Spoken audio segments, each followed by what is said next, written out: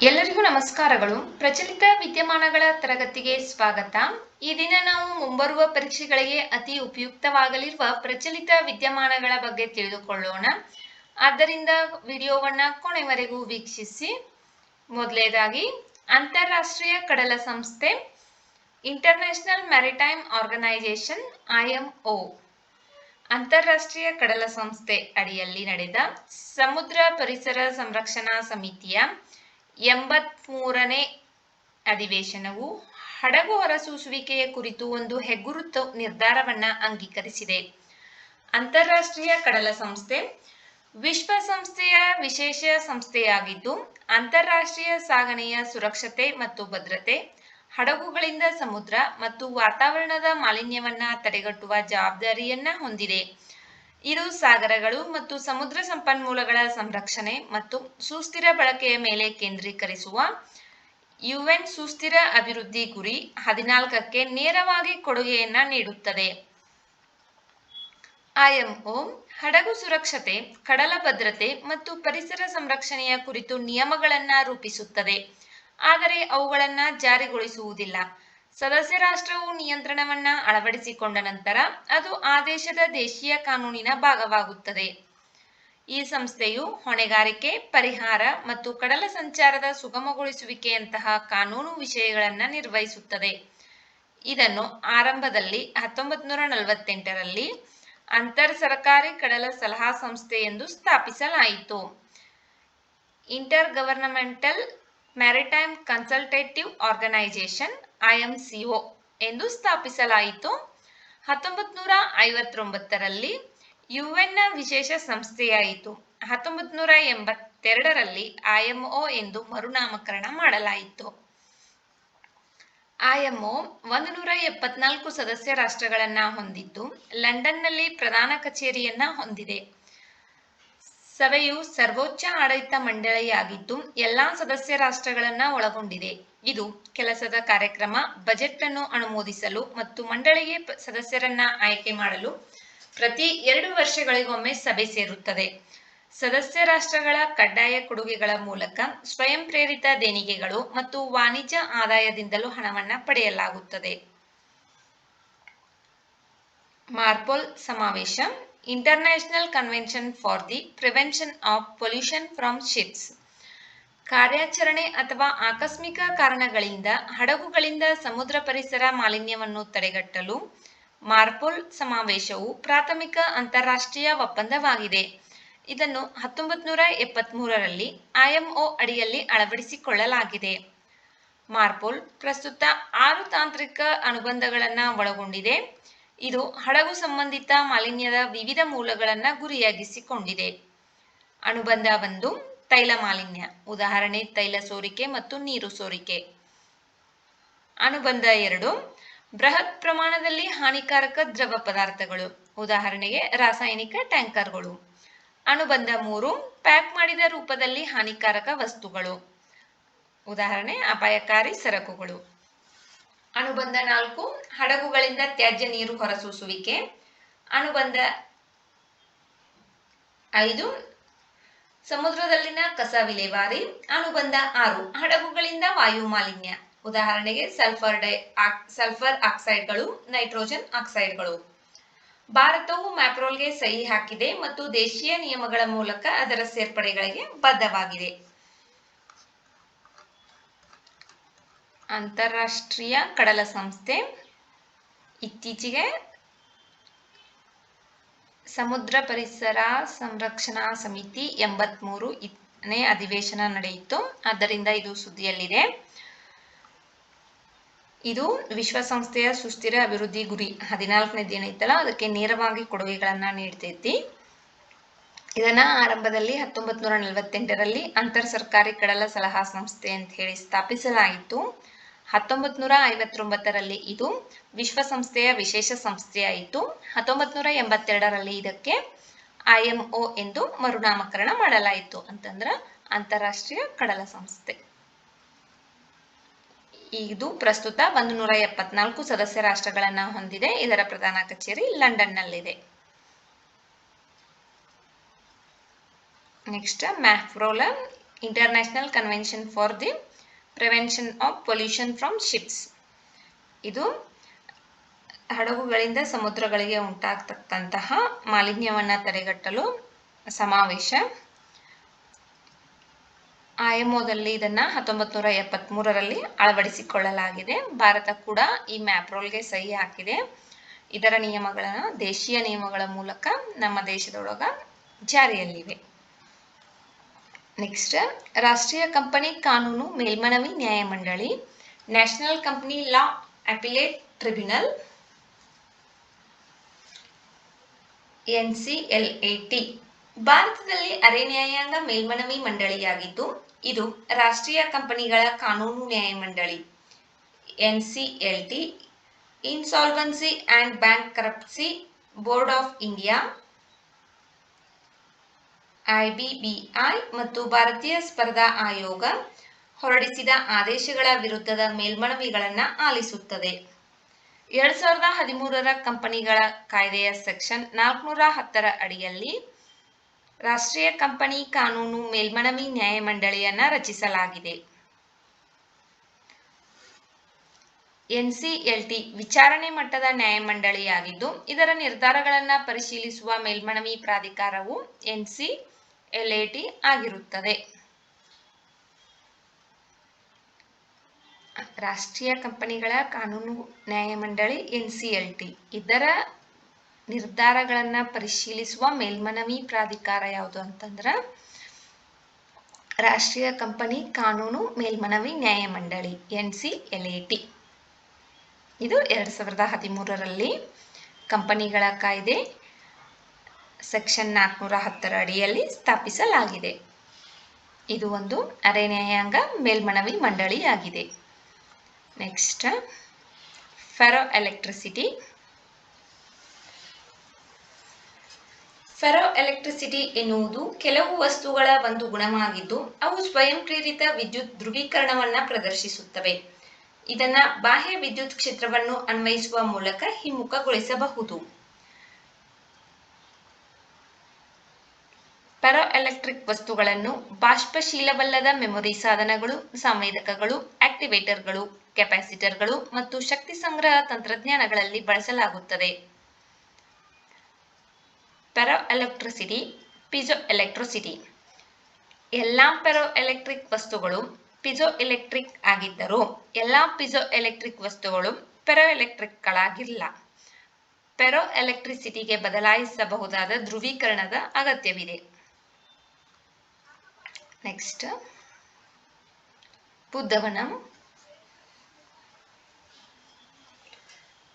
ಇತ್ತೀಚೆಗೆ ಬುದ್ಧ ಪೂರ್ಣಿಮೆಯ ಸಂದರ್ಭದಲ್ಲಿ 22 ದೇಶಗಳ ಮಿಸ್ ವರ್ಲ್ಡ್ 2025ರ ಸ್ಪರ್ಧಿಗಳು ಬೌದ್ಧ ಥೀಮ್ ಪಾರ್ಕ್ ಆಗಿರುವ ಬುದ್ಧವನಕ್ಕೆ ಭೇಟಿ ನೀಡಿದರು.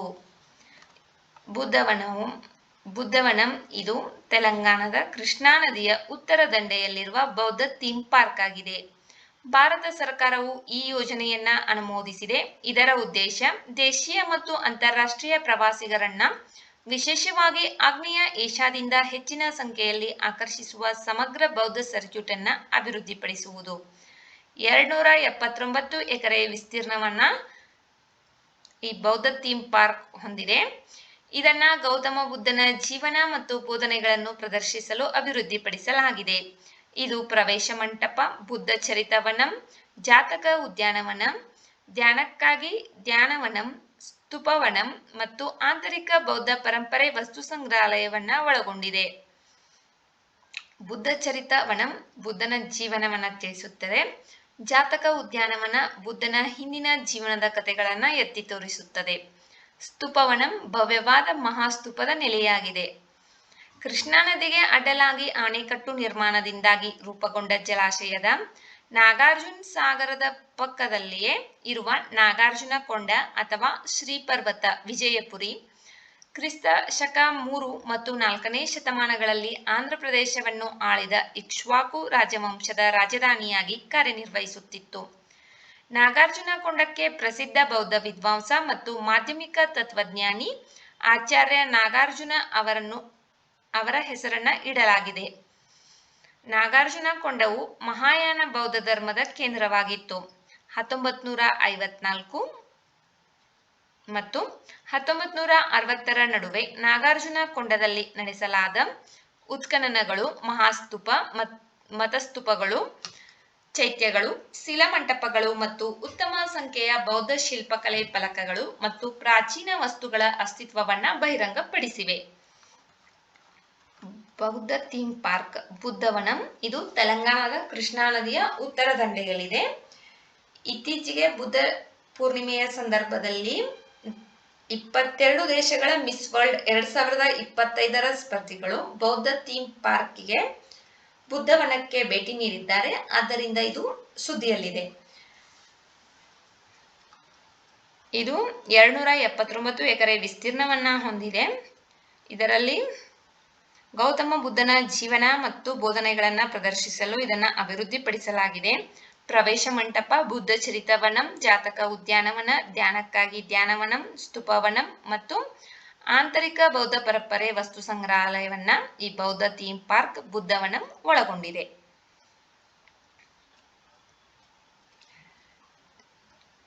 ನಾಗಾರ್ಜುನಕೊಂಡ ಇದು ಮಹಾಯಾನ ಬೌದ್ಧ ಧರ್ಮದ ಕೇಂದ್ರವಾಗಿತ್ತು. 1954 ಮತ್ತು 1960 ನಡುವೆ ನಾಗಾರ್ಜುನಕೊಂಡದಲ್ಲಿ ನಡೆಸಲಾದ ಉತ್ಖನನಗಳು ಮಹಾಸ್ತೂಪ, ಮತಸ್ತೂಪಗಳು, ಚೈತ್ಯಗಳು, ಶಿಲಾಮಂಟಪಗಳು ಮತ್ತು ಉತ್ತಮ ಸಂಖ್ಯೆಯ ಬೌದ್ಧ ಶಿಲ್ಪಕಲೆ ಫಲಕಗಳು ಮತ್ತು ಪ್ರಾಚೀನ ವಸ್ತುಗಳ ಅಸ್ತಿತ್ವವನ್ನು ಬಹಿರಂಗಪಡಿಸಿವೆ. ಡೋಂಗ್ರಿಯಾ ಕೊಂದ್ ಸಮುದಾಯ ಇದು ಒಡಿಶಾದಲ್ಲಿ ಕಂಡುಬರುತ್ತದೆ. ರಾಷ್ಟ್ರೀಯ ಮಾನವ ಹಕ್ಕುಗಳ ಆಯೋಗ ಇತ್ತೀಚೆಗೆ ಒಡಿಶಾ ಮುಖ್ಯ ಕಾರ್ಯದರ್ಶಿಯಿಂದ ಡೋಂಗ್ರಿಯಾ ಕೊಂದ್ ಎಂಬ ದುರ್ಬಲ ಬುಡಕಟ್ಟು ಗುಂಪಿನ 10,000ಕ್ಕೂ ಹೆಚ್ಚು ಕುಟುಂಬಗಳ ಅನಿಶ್ಚಿತ ಜೀವನ ಸ್ಥಿತಿ, ಮೂಲಭೂತ ಸೌಕರ್ಯಗಳ ಕೊರತೆ ಮತ್ತು ಜೀವನದ ಅವಶ್ಯಕತೆಗಳ ಕುರಿತು ಕ್ರಮ ಕೈಗೊಂಡ ವರದಿಯನ್ನ ಕೋರಿದೆ. ಡೋಂಗ್ರಿಯಾ ಕೊಂದ್ ಸಮುದಾಯವು ವಿಶೇಷವಾಗಿ ದುರ್ಬಲ ಬುಡಕಟ್ಟು ಗುಂಪು ಸಮುದಾಯವಾಗಿದೆ. ಡೋಂಗ್ರಿಯಾ ಕೊಂದ್ಗಳು ಒಡಿಸ್ಸಾದ ಕಲಹಂಡಿ ಮತ್ತು ರಾಯಗಢ್ ಜಿಲ್ಲೆಗಳಲ್ಲಿ ಹರಡಿರುವ ನಿಯಮಗಿರಿ ಬೆಟ್ಟಗಳ ಪ್ರಾಚೀನ ನಿವಾಸಿಗಳು. ಕೊಂದ್ ಜನರ ಬಹುದೇವತಾವಾದಿ ಆತ್ಮಾವಧಿ ವಿಶ್ವ ದೃಷ್ಟಿಕೋನದಲ್ಲಿ ಬೆಟ್ಟಗಳ ತುದಿಗಳು ಮತ್ತು ಅವುಗಳಿಗೆ ಸಂಬಂಧಿಸಿದ ಕಾಡುಗಳನ್ನು ಸರ್ವೋಚ್ಚ ದೇವರುಗಳೆಂದು ಪರಿಗಣಿಸುತ್ತಾರೆ. ಡೋಂಗ್ರಿಯಾಗಳು ವಿಶಿಷ್ಟವಾದ ಆಭರಣಗಳು, ಹಚ್ಚೆಗಳು ಮತ್ತು ಕೇಶವಿನ್ಯಾಸಗಳನ್ನು ಹೊಂದಿದ್ದಾರೆ. ಮಹಿಳೆಯರು ತಮ್ಮ ಕಿವಿಗಳ ಮೂಲಕ ಅನೇಕ ಉಂಗುರಗಳನ್ನು ಮತ್ತು ಮೂಗಿನ ಮೂಲಕ 3 ಉಂಗುರಗಳನ್ನು ಧರಿಸುತ್ತಾರೆ. ಆದರೆ ಹೆಣ್ಣು ಮಕ್ಕಳು 2 ಮೂಗುತಿಗಳನ್ನು ಧರಿಸುತ್ತಾರೆ. ಅವರಿಗೆ ಯಾವುದೇ ಪ್ರಮುಖ ರಾಜಕೀಯ ಅಥವಾ ಧಾರ್ಮಿಕ ನಾಯಕರಿಲ್ಲ. ಕುಲಗಳು ಮತ್ತು ಹಳ್ಳಿಗಳು ತಮ್ಮದೇ ಆದ ನಾಯಕರು ಮತ್ತು ವ್ಯಕ್ತಿಗಳನ್ನ ಹೊಂದಿದ್ದು, ಬೇಜು ಮತ್ತು ಬೇಜುನಿ ಪುರುಷ ಮತ್ತು ಮಹಿಳಾ ಪುರೋಹಿತರು ಸೇರಿದಂತೆ ನಿರ್ದಿಷ್ಟ ವಿದ್ಯುಕ್ತ ಕಾರ್ಯಗಳನ್ನು ನಿರ್ವಹಿಸುತ್ತಾರೆ. ಕೊಂದ ಬುಡಕಟ್ಟು ಜನಾಂಗದವರು ಕುಯಿ ಮತ್ತು ಕುವಿ ಎಂಬ 2 ಭಾಷೆಗಳನ್ನ ಮಾತನಾಡುತ್ತಾರೆ. ಡೋಂಗ್ರಿಯಾ ಕೊಂಡನ ಆರ್ಥಿಕತೆ ಮತ್ತು ಜೀವನೋಪಾಯವು ಅರಣ್ಯ ಉತ್ಪನ್ನಗಳ ಸಂಗ್ರಹ ಮತ್ತು ಪೋಡು ಕೃಷಿಯ ಮೇಲೆ ಅವಲಂಬಿತವಾಗಿದೆ. ಡೋಂಗ್ರಿಯಾ ಕೊಂದ್ ಅಂತಕ್ಕಂತಹ ಸಮುದಾಯ ಒಡಿಸ್ಸಾದ ಕಲಹಂಡಿ ಮತ್ತು ರಾಯಗಢ್ ಜಿಲ್ಲೆಗಳಲ್ಲಿ ಕಂಡುಬರುತ್ತದೆ.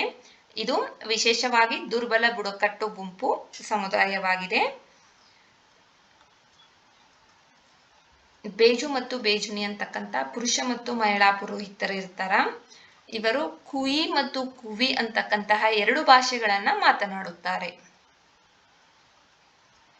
ಇವರ ಆರ್ಥಿಕತೆ ಮತ್ತು ಜೀವನೋಪಾಯ ಅರಣ್ಯ ಉತ್ಪನ್ನಗಳ ಸಂಗ್ರಹ ಮತ್ತು ಪೋಡು ಅಂತಕ್ಕಂಥ ಕೃಷಿಯ ಮೇಲೆ ಅವಲಂಬಿತವಾಗಿದೆ. ನೆಕ್ಸ್ಟ್ ಬೋರಮ್ದೇವ್ ವನ್ಯಜೀವಿ ಅಭಯಾರಣ್ಯ, ಬೋರಮ್ದೇವ್ ವೈಲ್ಡ್ ಲೈಫ್ ಸ್ಯಾಂಚುರಿ ಎಲ್ಲಿದೆ? ಬೋರಮ್ದೇವ್ ವೈಲ್ಡ್ ಲೈಫ್ ಸ್ಯಾಂಚುರಿ ಇದು ಎಲ್ಲೈತಿ? ಛತ್ತೀಸ್ಗಢದಲ್ಲಿ ಐತಿ. ಮಾನವ ಪ್ರಾಣಿ ಸಂಘರ್ಷದ ಇತ್ತೀಚಿನ ನಿದರ್ಶನದಲ್ಲಿ ಬೋರಮ್ದೇವ್ ವನ್ಯಜೀವಿ ಅಭಯಾರಣ್ಯದ ಕವರ್ದಾ ವ್ಯಾಪ್ತಿಯಲ್ಲಿ ಕರಡಿ ದಾಳಿಯಲ್ಲಿ 4 ಗಾಯಗೊಂಡಿದ್ದಾರೆ. ಬೋರಮ್ದೇವ್ ವನ್ಯಜೀವಿ ಅಭಯಾರಣ್ಯ ಛತ್ತೀಸ್ಗಢದ ಕವರ್ದಾ ಜಿಲ್ಲೆಯಲ್ಲಿದೆ. ಈ ಅಭಯಾರಣ್ಯವು ಸತ್ಪುರ ಬೆಟ್ಟಗಳ ದೊಡ್ಡ ಮೈಕಲ ಶ್ರೇಣಿಯ ಭಾಗವಾಗಿದ್ದು, ಇದು ವಿಶಿಷ್ಟ ಪರಿಸರ ವ್ಯವಸ್ಥೆಗೆ ಹೆಸರುವಾಸಿಯಾಗಿದೆ. ಹತ್ತಿರದಲ್ಲಿರುವ ಪ್ರಸಿದ್ಧ ಬೋರಾಮ್ದೇವ್ ದೇವಾಲಯದ ಹೆಸರನ್ನು ಈ ಅಭಯಾರಣ್ಯಕ್ಕೆ ಇಡಲಾಗಿದೆ. ಈ ಅಭಯಾರಣ್ಯವು ಸುಮಾರು 352 ಚದರ ಕಿಲೋಮೀಟರ್ ವಿಸ್ತೀರ್ಣವನ್ನ ಹೊಂದಿದೆ. 1000 ವರ್ಷಗಳಿಗೂ ಹಳೆಯದಾದ ಬೋರಾಮ್ದೇವ್ ದೇವಾಲಯವು ಶಿವನಿಗೆ ಅರ್ಪಿತವಾಗಿದ್ದು ಇದನ್ನು ಛತ್ತೀಸ್ಗಢದ ಖಜುರಾಹೋ ಎಂದು ಕರೆಯಲಾಗುತ್ತದೆ. ಇದು ಕನ್ಹಾ ಅಚಾನ್ಕ್ಮಾರ್ ಕಾರಿಡಾರ್ನ ಒಂದು ಭಾಗವಾಗಿದ್ದು ಇದು ಮಧ್ಯಪ್ರದೇಶದ ಕನ್ಹಾ ರಾಷ್ಟ್ರೀಯ ಉದ್ಯಾನವನವನ್ನ ಛತ್ತೀಸ್ಗಢದ ಅಚಾನ್ಕ್ಮಾರ್ ವನ್ಯಜೀವಿ ಅಭಯಾರಣ್ಯದೊಂದಿಗೆ ಸಂಪರ್ಕಿಸುತ್ತದೆ. ಈ ವನ್ಯಜೀವಿ ಅಭಯಾರಣ್ಯವು ಪೆನ್ ಮತ್ತು ಶಂಕರಿ ನದಿಗಳ ಉಗಮ ಸ್ಥಾನವಾಗಿದೆ. ಬೋರಾಮ್ದೇವ್ ವನ್ಯಜೀವಿ ಅಭಯಾರಣ್ಯ, ಇಲ್ಲಿ ಕರಡಿ ದಾಳಿಯಿಂದ 4 ಗಾಯಗೊಂಡಿದ್ದಾರೆ, ಆದ್ದರಿಂದ ಸುದ್ದಿಯಲ್ಲಿದೆ. ಬೋರಾಮ್ದೇವ್ ವನ್ಯಜೀವಿ ಅಭಯಾರಣ್ಯ ಛತ್ತೀಸ್ಗಢದ ಕವರ್ಧಾ ಜಿಲ್ಲೆಯಲ್ಲಿ ಇದೆ. ಇದು ಬೋರಾಮ್ದೇವ್ ದೇವಾಲಯಕ್ಕೆ ಹತ್ತಿರದಲ್ಲಿರುವುದರಿಂದ ಈ ದೇವಾಲಯದ ಹೆಸರನ್ನ ಅಭಯಾರಣ್ಯಕ್ಕೆ ಇಡಲಾಗಿದೆ. ಈ ಅಭಯಾರಣ್ಯವು 352 ಚದರ ಕಿಲೋಮೀಟರ್ ವಿಸ್ತೀರ್ಣವನ್ನ ಹೊಂದಿದೆ. ಬೋರಾಮ್ದೇವ್ ದೇವಾಲಯವು ಶಿವನಿಗೆ ಅರ್ಪಿತವಾಗಿದೆ. ಇದನ್ನ ಛತ್ತೀಸ್ಗಢದ ಖಜುರಾಹೋ ದೇವಾಲಯ ಎಂದು ಕರೆಯಲಾಗುತ್ತದೆ. ಈ ಅಭಯಾರಣ್ಯದಲ್ಲಿ ಪೆನ್ ಮತ್ತು ಶಂಕರಿ ಅಂತಕ್ಕಂಥ ನದಿಗಳು ಉಗಮವಾಗುತ್ತವೆ. Next, germanium. ಸೆಮಿಕಂಡಕ್ಟರ್ಗಳು, ಫೈಬರ್ ಆಪ್ಟಿಕ್ ಕೇಬಲ್ಗಳು ಮತ್ತು ಸೌರ ಫಲಕಗಳ ತಯಾರಿಕೆಯಲ್ಲಿ ಬಳಸಲಾಗುವ ನಿರ್ಣಾಯಕ ಖನಿಜವಾದ ಜರ್ಮೇನಿಯಂ ಮೇಲಿನ ರಫ್ತು ನಿರ್ಬಂಧಗಳನ್ನು ಪರಿಹರಿಸಲು ಭಾರತವು ಚೀನಾ ಸರ್ಕಾರದೊಂದಿಗೆ ಮಾತುಕತೆ ನಡೆಸಿದೆ. ಜರ್ಮೇನಿಯಂ ಇದು ಸಿಲಿಕಾನ್ ಮತ್ತು ತವರದ ನಡುವಿನ ರಾಸಾಯನಿಕ ಅಂಶವಾಗಿದೆ. ಜರ್ಮೇನಿಯಂನ ರಾಸಾಯನಿಕ ಚಿಹ್ನೆ Ge ಮತ್ತು ಅದರ ಪರಮಾಣು ಸಂಖ್ಯೆ 32 ಆಗಿದೆ. ಇದು ಬೆಳ್ಳಿ ಬೂದು ಬಣ್ಣದ ಲೋಹಧಾತುವಾಗಿದ್ದು ಲೋಹಗಳು ಮತ್ತು ಅಲೋಹಗಳ ನಡುವಿನ ಗುಣಲಕ್ಷಣಗಳಲ್ಲಿ ಮಧ್ಯಂತರವಾಗಿದೆ. ಇದು ವಜ್ರದಂತಹ ಸ್ಫಟಿಕದ ರಚನೆಯನ್ನ ಹೊಂದಿದೆ ಮತ್ತು ಇದು ರಾಸಾಯನಿಕ ಮತ್ತು ಭೌತಿಕ ಗುಣಲಕ್ಷಣಗಳಲ್ಲಿ ಸಿಲಿಕಾನ್ಗೆ ಹೋಲುತ್ತದೆ. ಜರ್ಮೇನಿಯಂ ಗಾಳಿ ಮತ್ತು ನೀರಿನಲ್ಲಿ ಸ್ಥಿರವಾಗಿರುತ್ತದೆ. ನೈಟ್ರಿಕ್ ಆಮ್ಲವನ್ನ ಹೊರತುಪಡಿಸಿ ಕ್ಷಾರಗಳು ಮತ್ತು ಆಮ್ಲಗಳಿಂದ ಪ್ರಭಾವಿತವಾಗುವುದಿಲ್ಲ. 1886ರವರೆಗೆ ಜರ್ಮನ್ ರಸಾಯನಶಾಸ್ತ್ರಜ್ಞ ಕ್ಲೆಮೆನ್ಸ್ ವಿಂಕ್ಲರ್ ಜರ್ಮೇನಿಯಂ ಅನ್ನ ಕಂಡುಹಿಡಿದಿದ್ದಾರೆ. ಟ್ರಾನ್ಸಿಸ್ಟರ್ಗಳು ಮತ್ತು ರೆಕ್ಟಿಫೈಯರ್ಗಳು ಮತ್ತು ಫೋಟೋಸೆಲ್ಗಳಂತಹ ಸಾಧನಗಳಿಗೆ ಘಟಕಗಳ ತಯಾರಿಕೆಯಲ್ಲಿ ಇದು ಪ್ರಾಥಮಿಕ ಪ್ರಾಮುಖ್ಯತೆಯನ್ನ ಹೊಂದಿದೆ. ಜರ್ಮೇನಿಯಂ ಅದಿರುಗಳು ಅಪರೂಪ. ಅವು ಜರ್ಮೆನೈಟ್ ಮತ್ತು ಆರ್ಗೆರೋಡೈಟ್ ಖನಿಜಗಳ ರೂಪದಲ್ಲಿ ಸಣ್ಣ ಪ್ರಮಾಣದಲ್ಲಿ ಕಂಡುಬರುತ್ತವೆ. ಜರ್ಮೇನಿಯಂ ಅನ್ನು ಸತು ಉತ್ಪಾದನೆಯ ಉಪ ಉತ್ಪನ್ನವಾಗಿ ಮತ್ತು ಕಲ್ಲಿದ್ದಲು ಹಾರುಬೂದಿಯಿಂದ ಹೊರತೆಗೆಯಲಾಗುತ್ತದೆ. ವಿಶ್ವಾದ್ಯಂತ ಜರ್ಮೇನಿಯಂ ಉತ್ಪಾದನೆಯ 75%ದಷ್ಟು ಸತು ಅದಿರುಗಳಿಂದ 25%ದಷ್ಟು ಕಲ್ಲಿದ್ದಲಿನಿಂದ ಪಡೆಯಲಾಗುತ್ತದೆ ಎಂದು ಅಂದಾಜಿಸಲಾಗಿದೆ. ವಿಶ್ವದಾದ್ಯಂತ ಜರ್ಮೇನಿಯಂನ ಪ್ರಮುಖ ಉತ್ಪಾದಕ ಚೀನಾ ಒಟ್ಟು ಉತ್ಪಾದನೆಯ ಸುಮಾರು 60%ದಷ್ಟಿದೆ.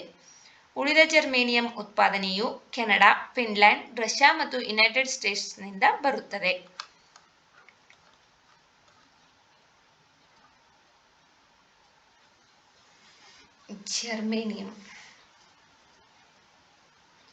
ಜರ್ಮೇನಿಯಂ ಮೇಲಿನ ರಫ್ತು ನಿರ್ಬಂಧಗಳನ್ನು ಪರಿಹರಿಸಲು ಇತ್ತೀಚೆಗೆ ಭಾರತ ಮತ್ತು ಚೀನಾ ಸರ್ಕಾರ ಮಾತುಕತೆ ನಡೆಸಿದೆ.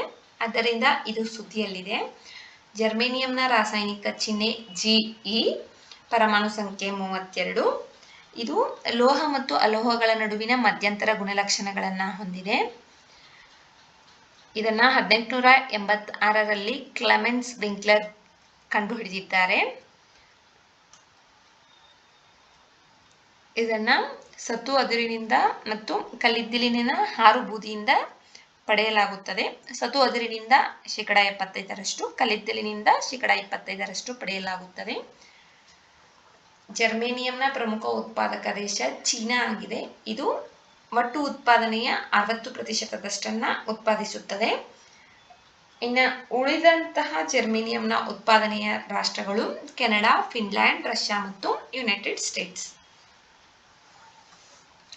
ನೆಕ್ಸ್ಟ್, ವಿಡಿಯೋ ನೋಡಿದ್ದಕ್ಕಾಗಿ ಧನ್ಯವಾದಗಳು. ವಿಡಿಯೋದಲ್ಲಿರುವ ಮಾಹಿತಿ ಉಪಯುಕ್ತವೆನಿಸಿದರೆ ವಿಡಿಯೋಗೆ ಒಂದು ಲೈಕ್ ಮಾಡಿ. ಮತ್ತಷ್ಟು ಮಾಹಿತಿಗಾಗಿ ನಮ್ಮ ಚಾನೆಲ್ನಲ್ಲಿರುವ ವಿಡಿಯೋಗಳನ್ನು ವೀಕ್ಷಿಸಿ.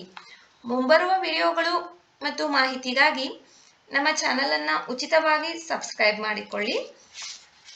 ನಿಮ್ಮ ಸ್ನೇಹಿತರೊಂದಿಗೆ ಹಂಚಿಕೊಳ್ಳಿ.